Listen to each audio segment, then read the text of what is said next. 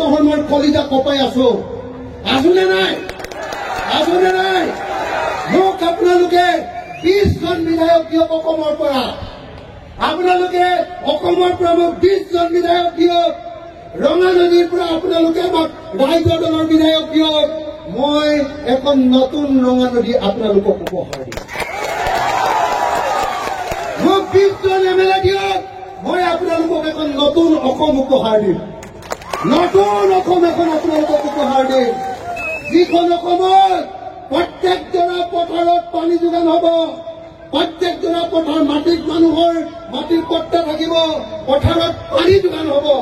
বছৰত 3 বাৰ খেতি কৰিব পাৰিব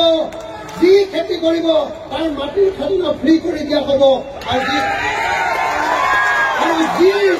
আৰু যি খেতি নকৰিব তাৰ মাটিত 5 গুণ খাজনা লগাই দিয়া হ'ব ভালমনে বেয়া হ'ব সকলো পথাৰতে আমাৰ চৰকাৰে বনাবলৈ দিয়ক অসমত এজন খেতিয়কে আজিকালি বছৰত এবাৰ খেতি কৰে আমি 3 বাৰ খেতি কৰাই দিম ভালমনে তেতিয়া যাৰ ইনকাম 500 টকা তাৰ ইনকাম 1500 টকা হ'ব বুজিছেনে নাই সব অসমীয়া মানুহক ধনী কৰি দিম সবকে ধনী কৰি দিম হয়নে 2 নম্বৰ খেতিয়কে উৎপাদন কৰা সব বস্তুৰ দাম দিম এতিয়া বিলাহীৰ দাম পাই সবে চিঞৰে নাই জয় অসম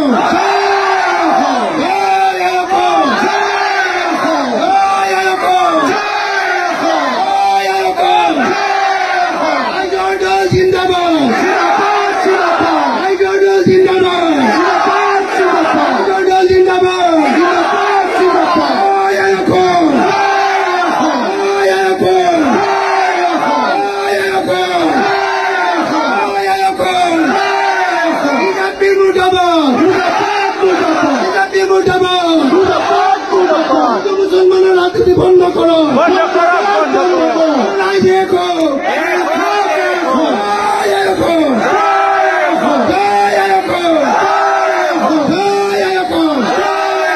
সকলকে একটা হাততালি বোঝানোর অনুরোধ করেছ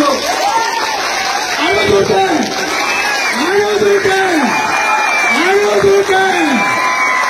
জোরে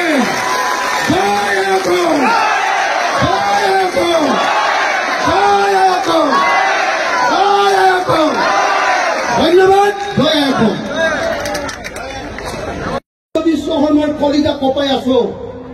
নে নাই মোক আপোনালোকে 20 জন বিধায়ক দিয়ক অসমৰ পৰা